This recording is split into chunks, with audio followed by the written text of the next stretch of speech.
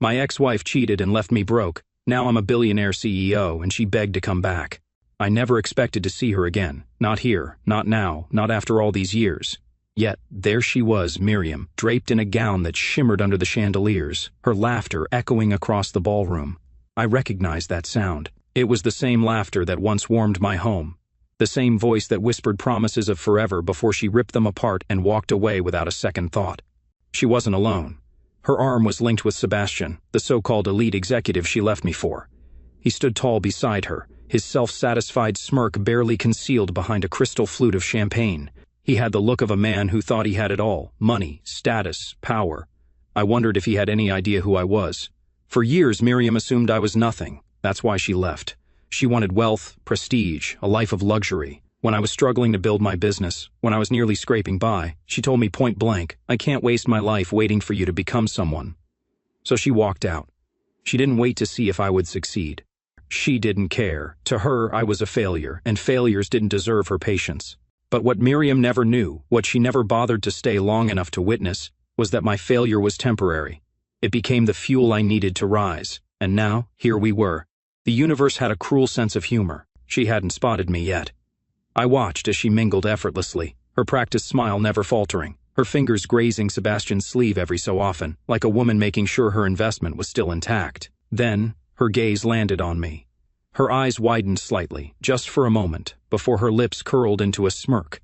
She tilted her head, whispering something to Sebastian before striding toward me, confidence dripping from every step. "Oh, Adrian." Her voice was syrupy sweet, but I caught the condescension laced beneath it.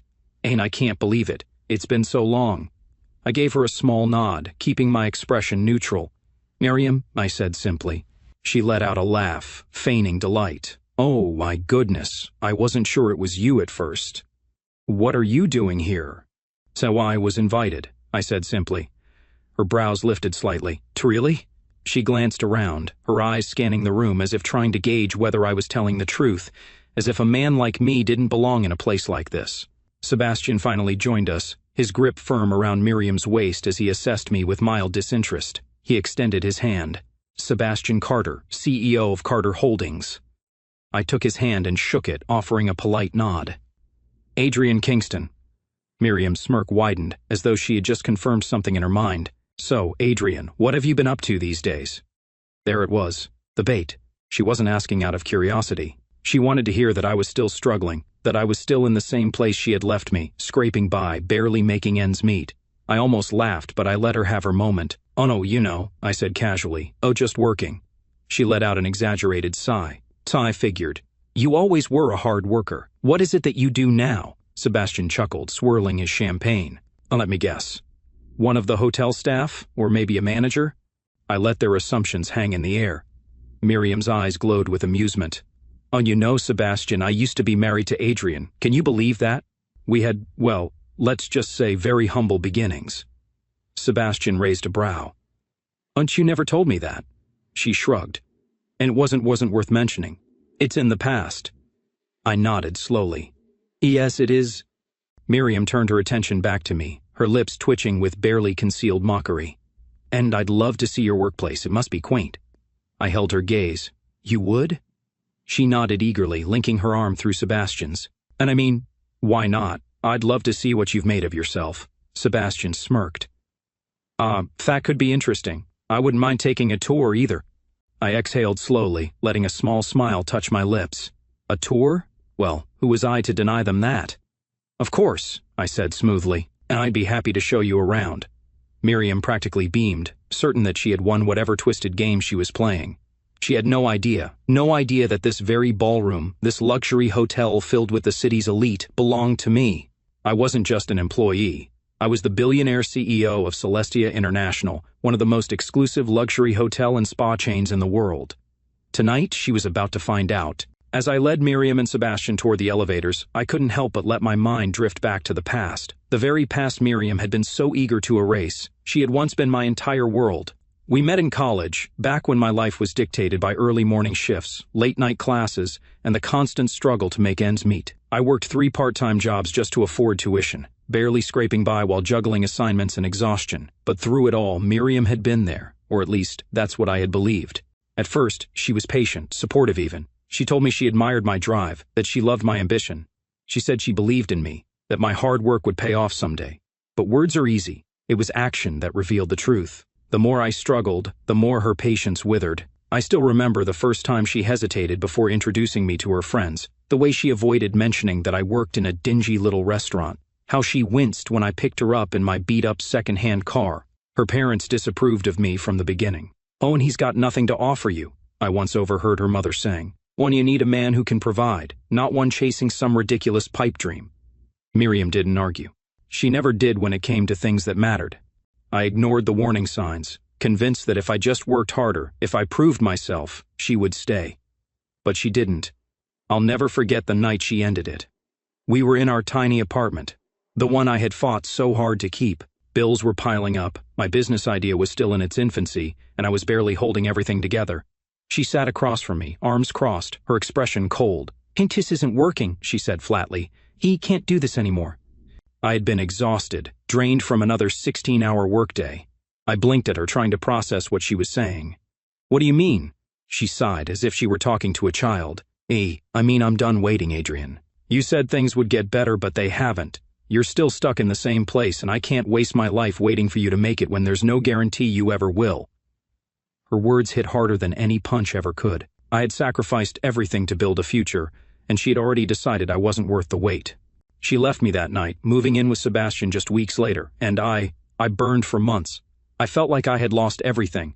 I was drowning, suffocating under the weight of my failures. But then, something changed. The pain turned into something else, something sharper, more dangerous. It became fuel. Miriam leaving me had been the final push I needed. I poured every ounce of my being into my vision. I studied harder, worked longer hours, built connections. I clawed my way into the industry, starting as a consultant for luxury hotels. I learned everything: how to attract high-end clientele, how to craft an experience so seamless that people would pay thousands just to belong. And then, when I had gathered enough knowledge, I built Celestia International from the ground up. The first resort opened 3 years after Miriam left me. It was an exclusive, members-only retreat, and within months it became the most sought-after destination for the elite. The business exploded. Investors lined up. New locations opened. 10 years, that's how long it took me to turn my shattered life into an empire. And now I owned the very luxury she had abandoned me to chase. As we stepped into the elevator, Miriam's confident smirk remained in place, but I saw the faint flicker of curiosity in her eyes. "So," she said, leaning into Sebastian, "how long have you been working here?" I suppressed the urge to laugh. "It's quite a while," I said smoothly. Sebastian chuckled, adjusting his expensive cufflinks. "But you've seen a lot of rich idiots walk through these doors, huh?" "Oh, and you have no idea," I murmured. Miriam arched a brow. "What exactly do you do here?" I met her gaze, my expression unreadable. "You'll see soon enough." The elevator chimed as we reached the executive floor. The doors slid open, revealing a space that was a world apart from what Miriam had expected. She had imagined a cramped, outdated office, maybe a reception desk, a cubicle at best. Instead, she was met with floor-to-ceiling windows overlooking the city skyline, polished marble floors, and an opulent executive lounge filled with individuals in sharp suits and designer attire. Miriam froze. I watched as she tried to process what she was seeing. Sebastian shifted uncomfortably, his earlier amusement faltering. "Wait, why are we here?" I stepped forward, leading them down the hall. "This is my workplace," I said simply. Miriam blinked. "You work up here?" Before I could respond, my assistant Charlotte approached. She was poised, professional, every bit the representation of the company's prestige. "Good evening, Mr. Kingston," she said with a polite bow. "So our board meeting has been confirmed for tomorrow, and the finance reports have been sent to your private server. Do you need anything else before your next appointment?" Silence. Miriam's face drained of color. Sebastian's smirk vanished. I turned to face them fully, my voice calm, controlled. "And let me reintroduce myself." I allowed the pause to hang in the air, letting the weight of my next words settle. "Adrian Kingston, CEO of Celestia International." Miriam's lips parted slightly, her breath catching. Sebastian's grip on her arm tightened as panic flickered in his eyes. For years, Miriam had assumed I was beneath her, that I had been left behind, forgotten. Tonight, that illusion had just shattered. Miriam's stunned silence was satisfying, but I wasn't done yet. Sebastian cleared his throat, forcing an uneasy chuckle. You're the CEO? His voice lacked the confidence he had exuded earlier. Yes, I said smoothly, watching his reaction. Didn't Miriam tell you? Miriam's throat bobbed as she swallowed hard. I didn't know, she admitted, her voice barely above a whisper. Of course she didn't. She had never looked back. She had never cared to check. As far as she was concerned, I had been nothing when she walked away, and I would always be nothing. But she had been wrong. I gestured toward the expansive office before us. Welcome to Celestia International, the luxury empire I built from scratch. Sebastian's eyes darted around, taking in the modern decor, the sleek furniture, the artwork on the walls, each piece carefully curated, worth more than the car he had arrived in. His jaw tightened, and I could see it in his expression. He realized he had underestimated me. But this wasn't just about proving my success. This was about the journey, the years of struggle, the relentless drive, the sacrifices that had led me here. I walked toward my office, pushing the glass doors open. Inside, the room was bathed in soft lighting, the massive desk positioned to overlook the city skyline behind me. Charlotte followed, professionally poised as always. And Mr. Kingston, she said. Our financial team has sent the latest quarterly reports. The revenue from our newest Dubai resort has exceeded expectations. Shall I have the numbers prepared for your board review? Yes, I said without hesitation.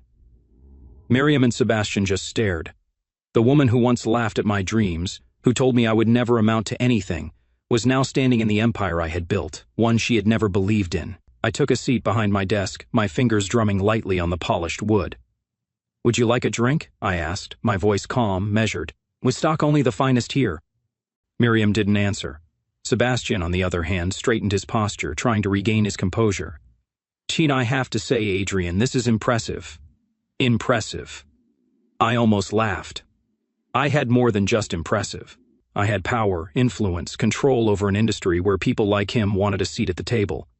But instead of gloating, I leaned back in my chair. And you said earlier that you wanted to see my shabby workplace. Is it what you expected? Miriam clenched her jaw, but Sebastian forced a laugh. We were just joking, of course. Of course, I said, though we both knew he was lying. Miriam finally spoke, her voice hesitant. Adrian, I raised a hand, stopping her. Let me tell you something, I said, my tone steady. When you left, I was nothing, a man with a failing business, drowning in debt, wondering if I'd ever make it. And you made sure I knew exactly how worthless you thought I was. She flinched. I continued. But that's the thing about hitting rock bottom. It forces you to rise. Every insult, every doubt, every moment of struggle, they became my fuel. I built Celestia International not just to prove myself, but because I refused to let people like you decide my worth. The weight of my words hung between us. Sebastian shifted, clearly uncomfortable. Well, business is business, he said, attempting to sound casual.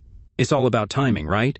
I smirked. Yes, and mine couldn't have been better. Because I hadn't just built a company, I had built a dominance in the industry.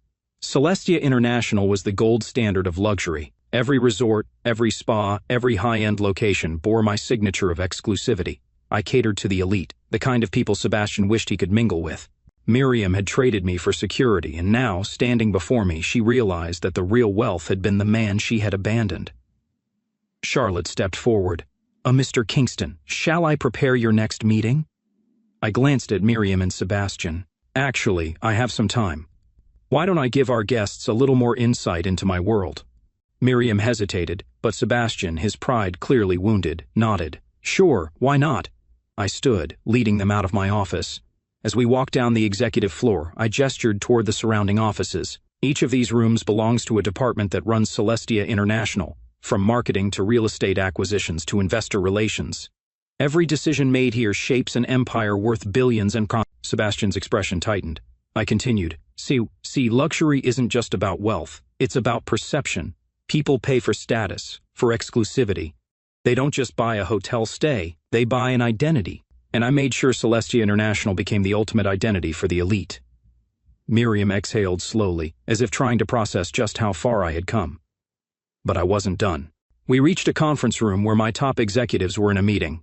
The walls were glass, giving a clear view of the discussion happening inside. A slideshow displayed figures, profits in the hundreds of millions, acquisitions, progress, global expansion plans. Miriam's eyes widened. Sebastian stiffened. I let the moment sink in. Oh, this is what you left behind, I finally said. Miriam turned to me, her lips slightly parted, her confidence crumbling. Sebastian, clearly eager to change the subject, forced another smile. Well, it's an impressive setup, I'll give you that. But success isn't just about money, right? I smirked. True. It's also about who holds the power. Miriam gripped her purse tightly, avoiding my gaze. The realization had hit her. She had traded me for a future that wasn't guaranteed. And now she was standing in front of the man she had underestimated and lost forever. I glanced at my watch. So I have a meeting soon, so I'll have Charlotte escort you both out. But before you leave, I paused, my gaze steady.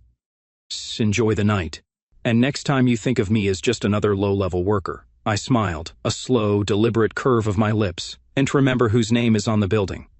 The air in the room was heavy, almost suffocating, as Miriam and Sebastian absorbed the weight of the truth. My truth, the reality they never expected. I wasn't the struggling, insignificant man they had envisioned all these years. I wasn't the failure Miriam had abandoned, or the shadow she assumed had faded into obscurity. I was the CEO of Celestia International, the man who had built an empire from the very rubble she left behind. Sebastian, clearly trying to mask his discomfort, forced a tight-lipped smile. Well, Adrian, I have to admit, this is impressive. I chuckled, low and deliberate. Just impressive? Sebastian hesitated, his jaw tightening. I mean, sure, you've done well for yourself. Miriam remained silent, her eyes darting around the room as if searching for something, anything to hold on to, but there was nothing. No witty retort, no subtle insult that could diminish what was in front of her. She had lost that power. I leaned back against my desk, watching them. Oh, you wanted to see my workplace, I said smoothly. Why don't I give you a proper tour? Miriam's lips parted slightly, but she quickly closed them, nodding instead. Sebastian shrugged. Shh, why not? I gestured for them to follow me as I stepped out of my office. Charlotte was already waiting outside, her expression composed as always. Paul, Mr. Kingston, she said, handing me a sleek tablet. The projected revenue from our newest Dubai resort has exceeded expectations. We've also finalized negotiations with the Paris acquisition. Good. Prepare the final contracts for my review, I instructed. She nodded. All right away, sir. Miriam's steps faltered as she glanced between us, no doubt realizing just how far I had come. I led them down the executive hallway, where each office housed the minds that kept Celestia International running at its peak. The walls were lined with glass, giving a clear view of the high-level meetings taking place, discussions of multi-million-dollar projects, expansions, branding strategies. We stopped by one of the conference rooms, where a digital presentation displayed our latest global acquisitions. I turned to Miriam and Sebastian. This is where we make the real decisions. Every investment, every partnership, it all happens here. Sebastian frowned slightly. Celestia owns this many properties? I smirked.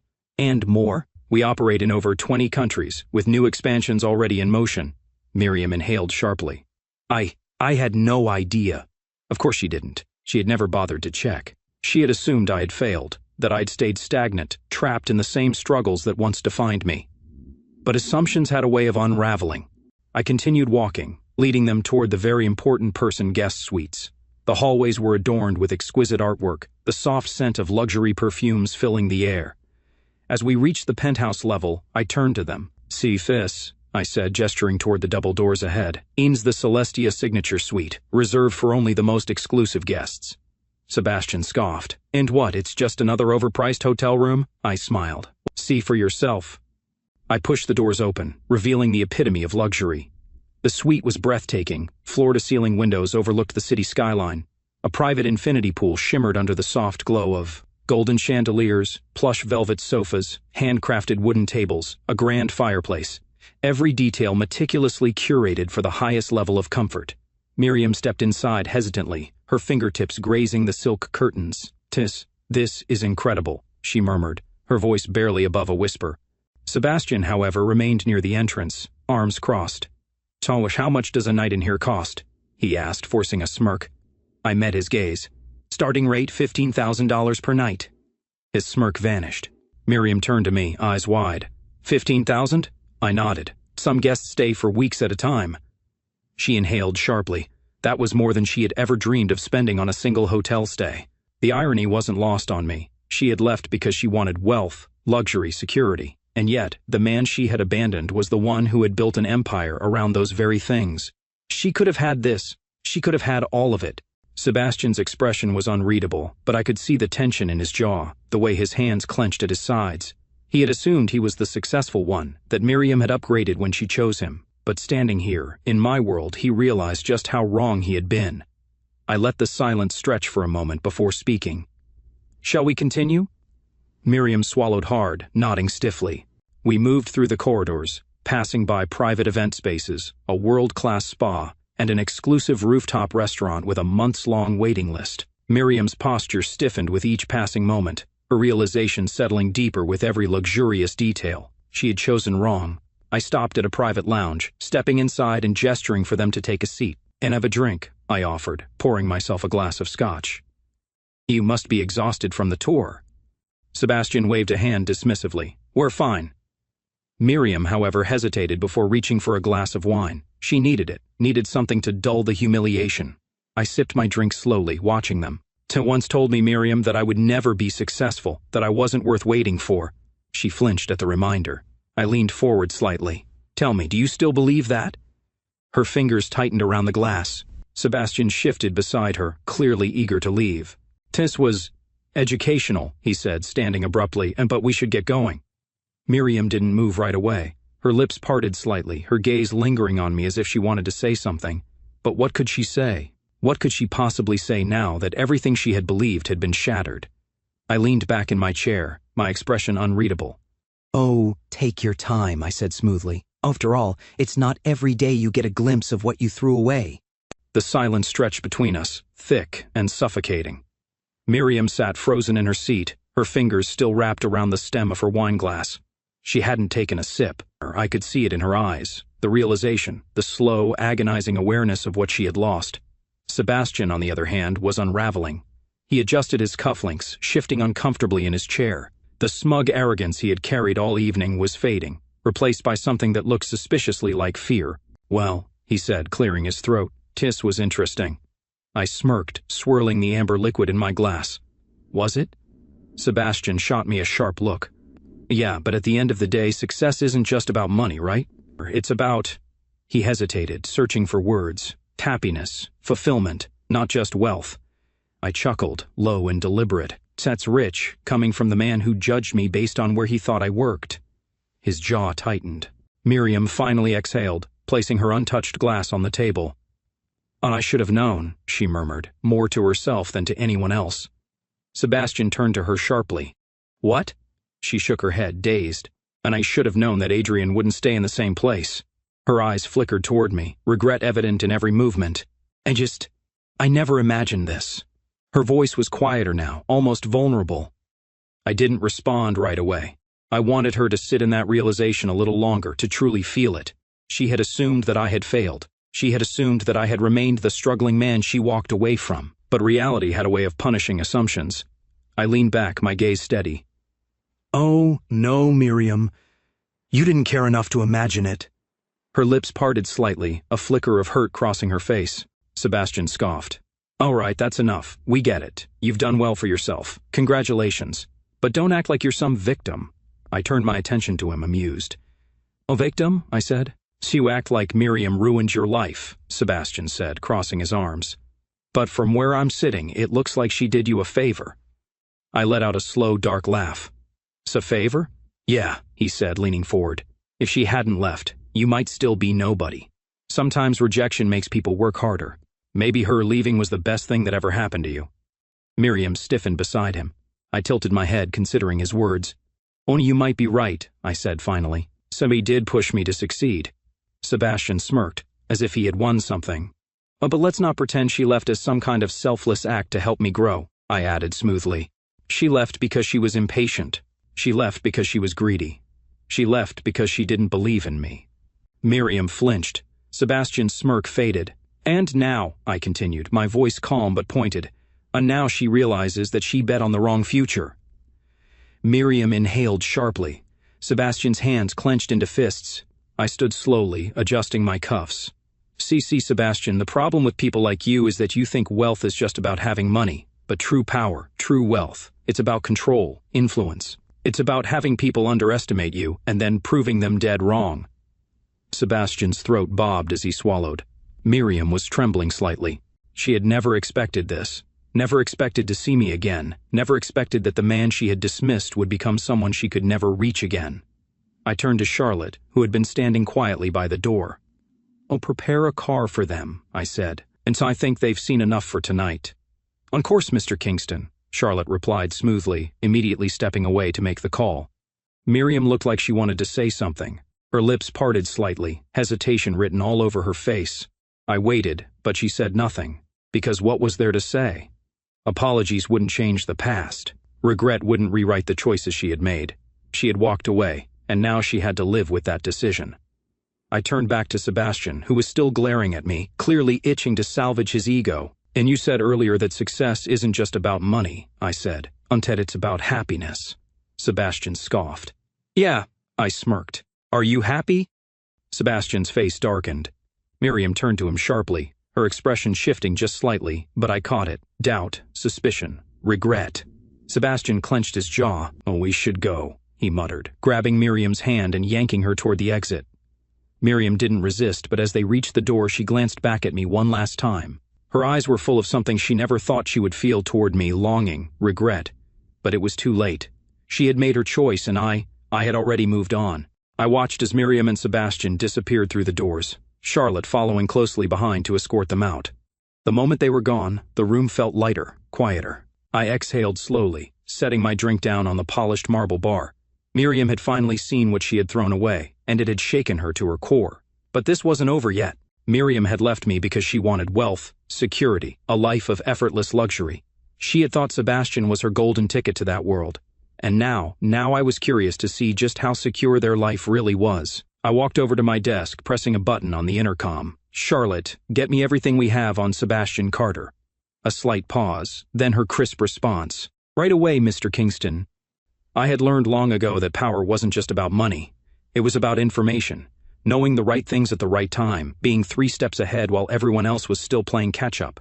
And if there was one thing I knew about men like Sebastian, it was that their arrogance often outweighed their intelligence. I leaned back in my chair, waiting. 15 minutes later, Charlotte returned, a slim tablet in her hand. She placed it on my desk and stepped aside, giving me a knowing look. "So I think you'll find this interesting." I tapped the screen, scanning through the information, and then I smiled. Because Sebastian Carter was drowning, his once successful finance firm, gone. It had declared bankruptcy 6 months ago. His personal assets, depleted. He had cashed out stocks, maxed out credit lines, and taken desperate loans, all while trying to maintain the illusion of a high-flying executive. Sebastian Carter wasn't a wealthy businessman. He was a man barely holding his life together. And Miriam had left me for this. I almost laughed. It was poetic. She had abandoned me because she didn't want to struggle, because she didn't want uncertainty, because she wanted a shortcut to luxury. And now she was standing on crumbling ground, and she had no idea. I tapped my fingers against the desk, considering my next move. I could let this play out naturally, sit back and watch his reality slowly crush them. But where was the fun in that? No, if Sebastian was struggling, I wanted him to feel it.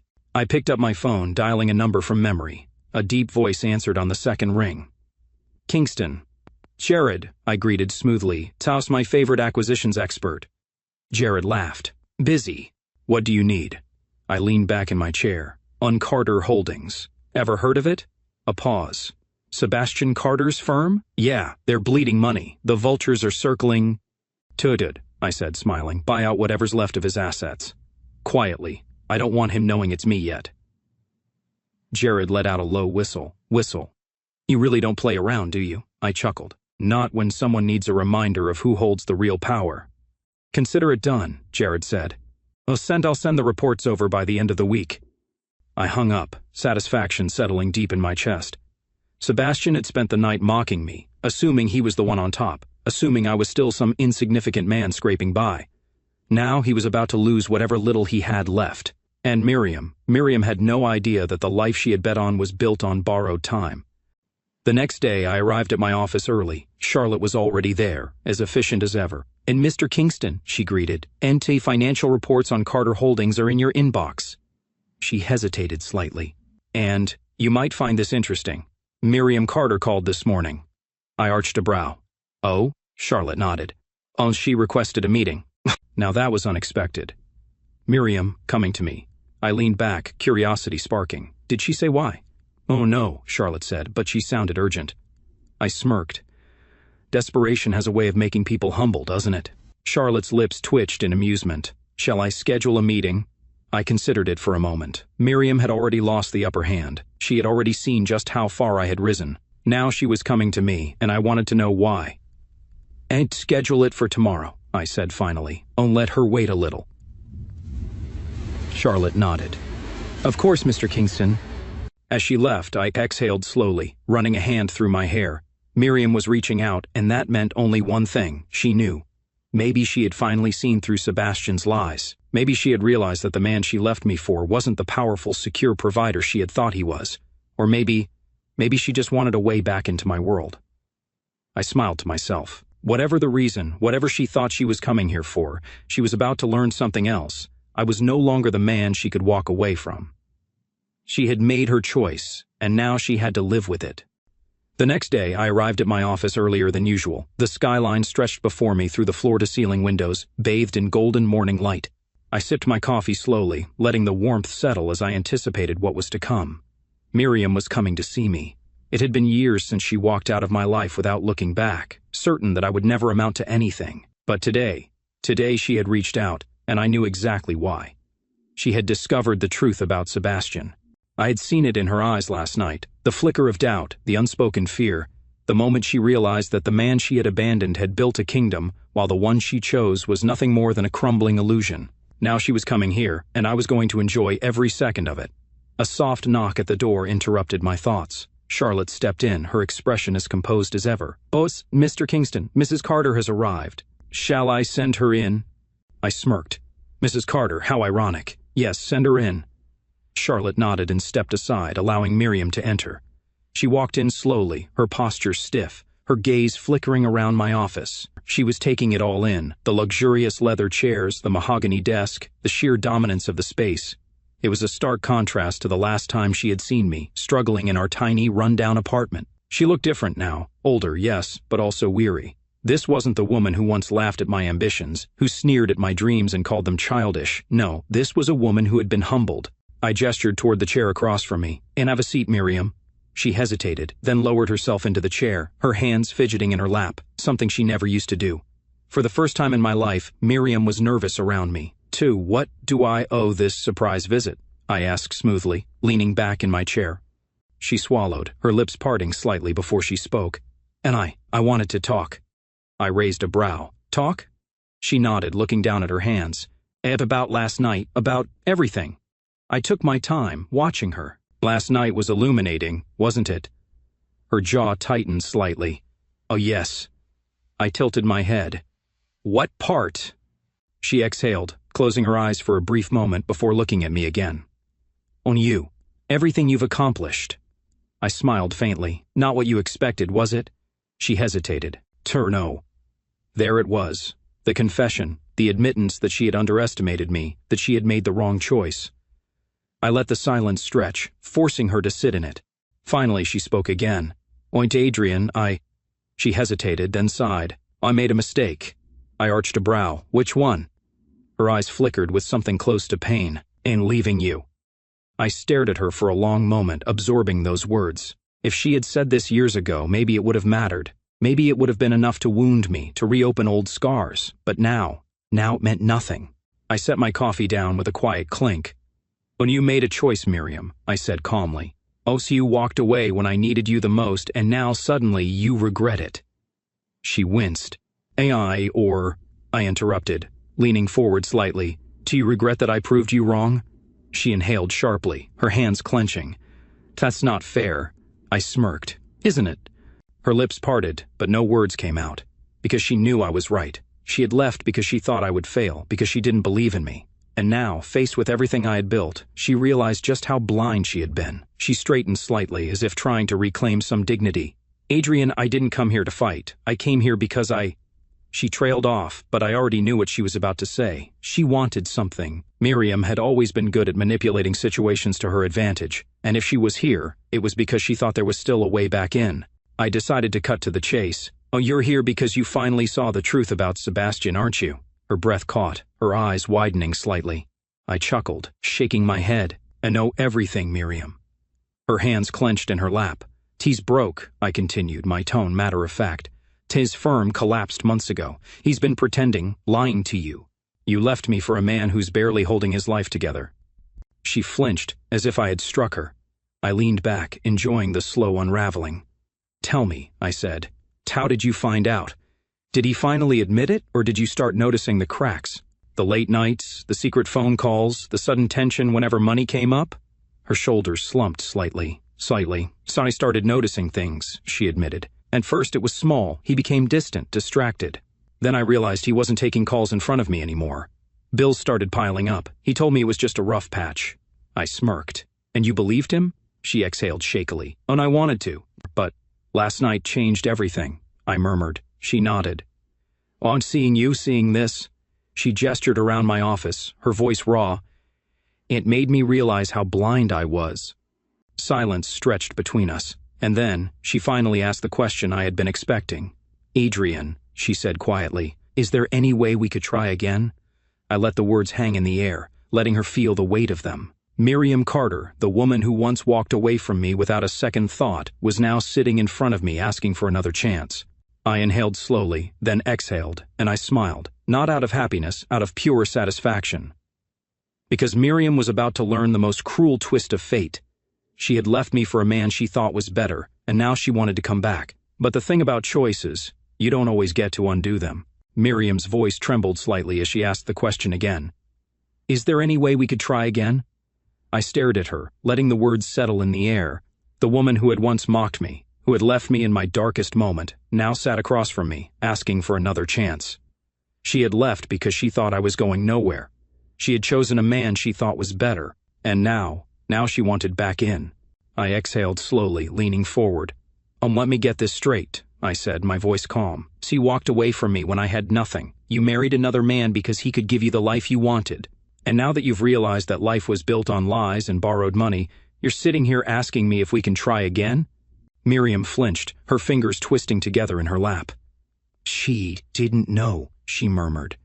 "And didn't know, no, he was lying. I didn't know he was—" "Of course you didn't know," I cut in smoothly, "because you never cared about the truth. You only cared about what looked like success. And now that the illusion is gone, you're scrambling for a backup plan." She inhaled sharply, blinking rapidly. "That's not fair," I chuckled, shaking my head. "Not fair?" She winced. "Tell me, Miriam," I said, my voice softer now, almost mocking. "If I were still the same man you left years ago, if I were still struggling, would you be sitting here?" Silence. She couldn't answer, because we both knew the truth. She only wanted me now because I had won, because I had become everything she thought I never would. And that was the most satisfying part of all. I stood up, walking around my desk until I was right in front of her. "Do you know what the best part of this is, Miriam?" I asked, my voice deceptively calm. She looked up at me, her eyes uncertain. "What?" I smiled. "Son, I don't want you back." Her breath caught. I saw it, the exact moment reality hit her, the moment she realized that she had lost me forever.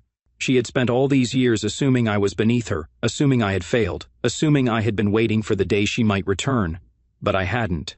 I had moved on. I had built something so beyond her reach that even now, sitting in front of me, she wasn't worthy of stepping back into my world. She opened her mouth, then closed it, her hands gripping the arms of the chair. "Adrian, please," she whispered, her voice raw. I shook my head, cutting her off. "No, Miriam." She swallowed hard, her face paling. "So you made your choice," I continued, my voice as sharp as a blade. "And now you have to live with it." Tears welled in her eyes, but I felt nothing, no pity, no sympathy, just satisfaction, because this was justice. I straightened, walking back to my desk. "Charlotte," I called out, my voice steady. The door opened almost immediately.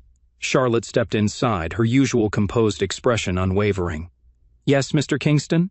"And Mrs. Carter was just leaving," I said simply. Miriam's lips parted. "Oh, Adrian, wait." I didn't look at her. I didn't need to. She'd already lost. Charlotte gave a polite nod. Whoa, this way, Mrs. Carter." Miriam hesitated for only a moment before rising slowly to her feet. I could feel her looking at me, waiting, hoping for something. But there was nothing left to say. She had walked away once, and I had made sure she could never walk back. She turned and left the office, her heels clicking softly against the marble floor. As the door shut behind her, I exhaled slowly, running a hand over my jaw.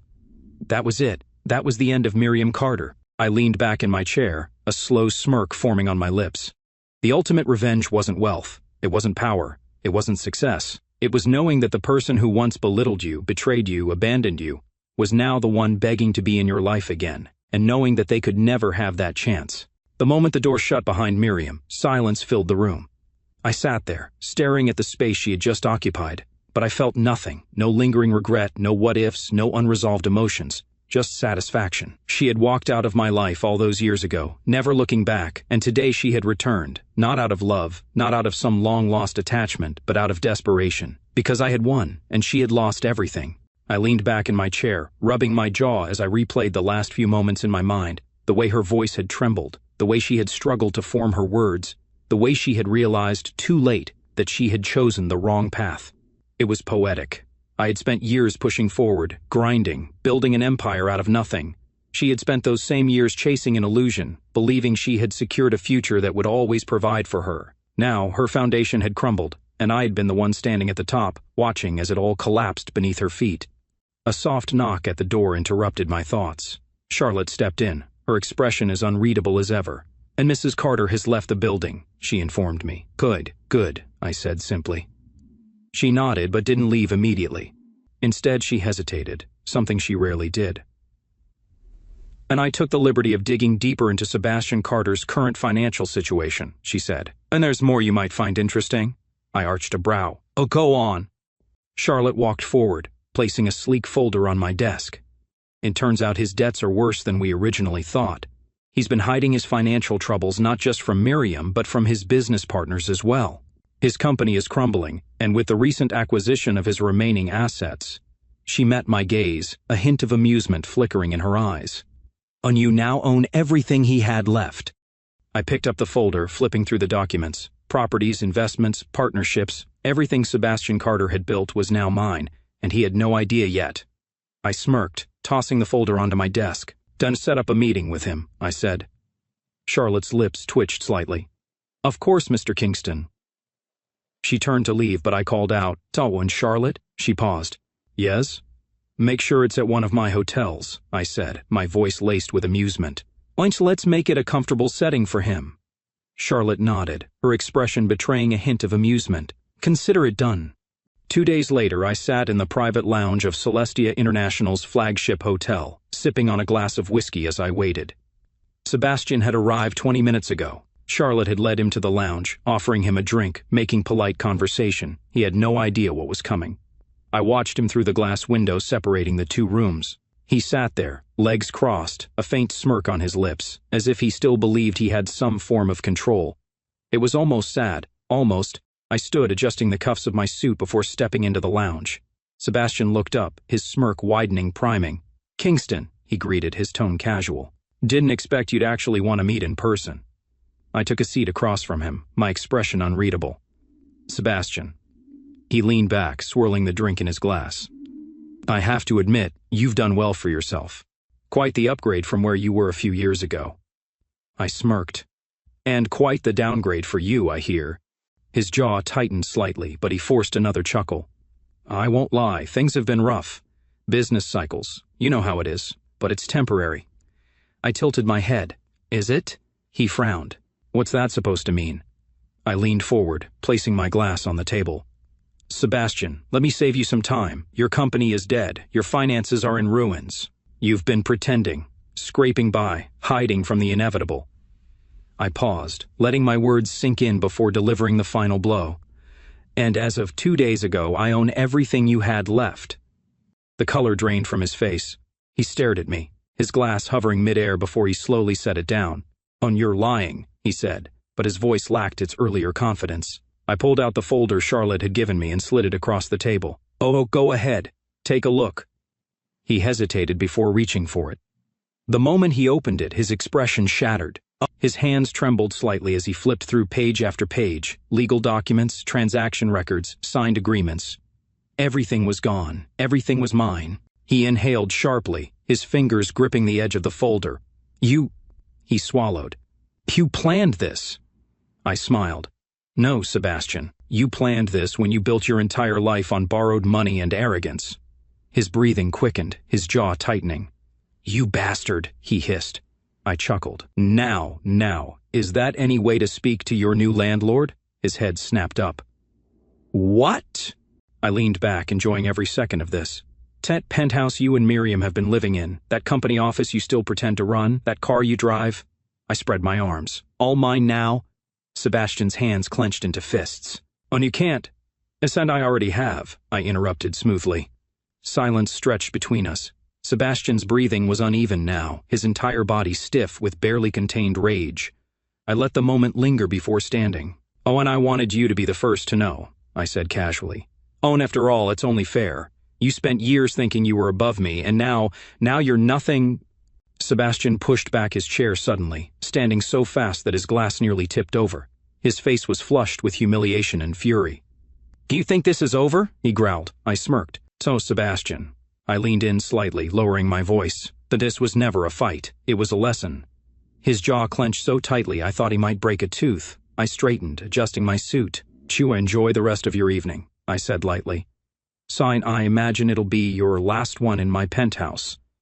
And with that, I walked out, leaving Sebastian Carter to drown in his own downfall.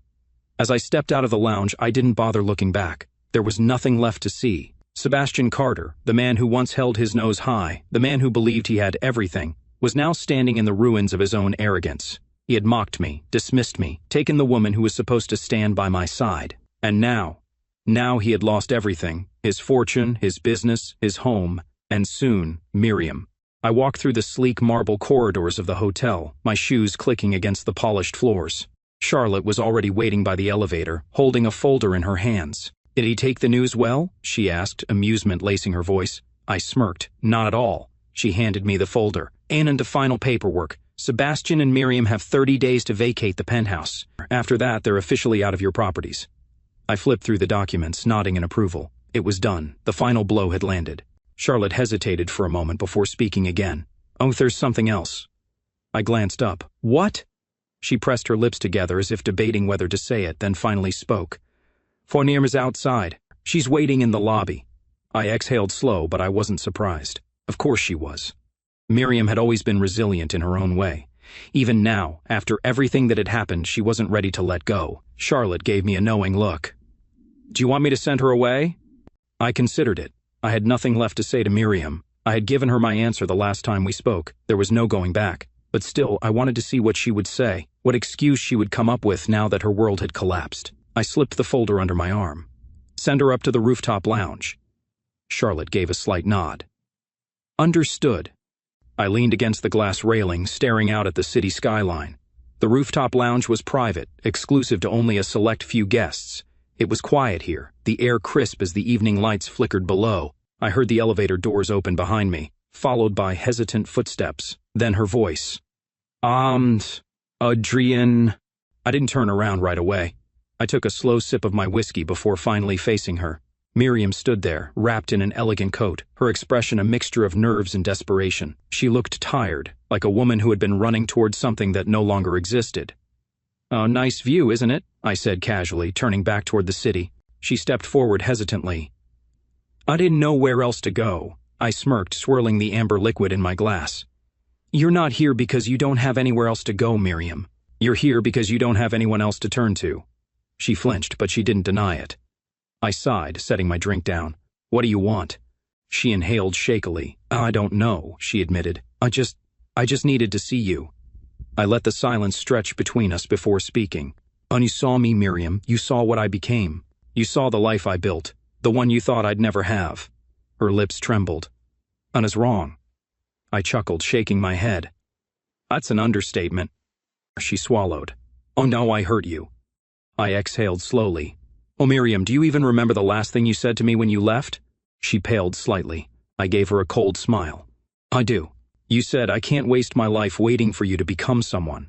Her breath hitched. I took a step closer, my voice quiet now, but no less sharp. "And now you want to come back because I became someone." She looked away, ashamed. "You don't love me, Miriam," I continued. "You love what I have.